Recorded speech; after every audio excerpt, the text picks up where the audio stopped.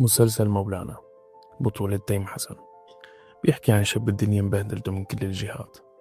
القصة بتبلش لما جوز أخته يكون ضاربه، بيروح لعنده على البيت حتى يحكي معه، بس النقاش بيتحول لمعايرة بموقفه السياسي، والموضوع بيكبر. جابر اللي هو شخصية تيم حسن ما بيقدر يمسك أعصابه وبيقتله.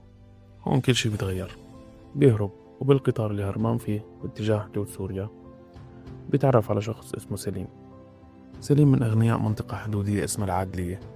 بيقرر يشغله معه كمساعد، بس هنه بالطريق سارة اللي راكبينها بتعمل حادث. سليم بيموت هو والشوفير.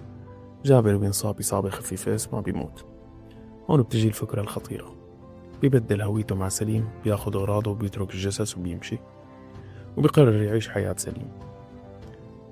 سليم كان رايح لحتى يبيع أملاك جده كان أهل الضيعة معتبرينه ولي من أولياء الله الصالحين.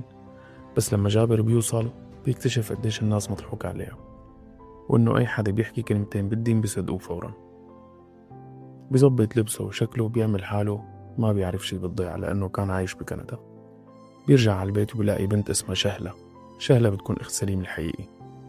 من أول مواجهة بتكتشف إنه مو أخوها، وبيحكي لها الحقيقة كاملة وكيف مات أخوها.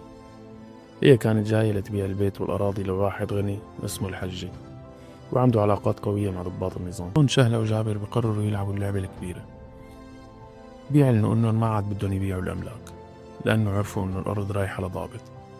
جابر بيلبس لبس جده وبصير يعمل حاله عنده نفس الكرامات والمكرمات تبعت جده، وأهل الضيعة شوي شوي ببلشوا يصدقوه وبيسموه مولانا، وهن أساسا بيكونوا منتظرينه كل هالوقت. مع مرور الوقت بصيروا بيقدسوه تقريبا.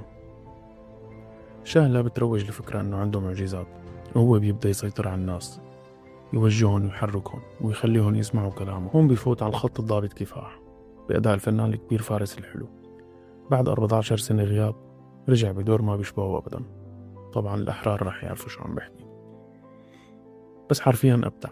بيعمل اتفاق مع مولانا وبيفرج عن المعتقلين اللي عنده، وبيخلي الناس ترجع تشتغل بأراضي الزيتون مقابل 40,000 دولار. يعني الكل مستفيد ظاهريا. هلأ رأيي بالمسلسل. لحد الآن المسلسل خفيف وظريف وممتع. تيم حسن أخذ الكاريكاتير لمكان تاني.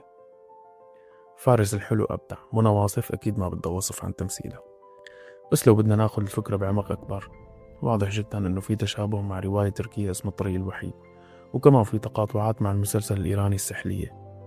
ما حدا ذكر هالشي صراحة، بس المتابع بيلقط تشابه. والفكرة الأخطر، كيف سابقا النظام قدر يخلق شخصية دينية واجتماعية ويخلي الناس تمشي وراها كالقطيع، بينما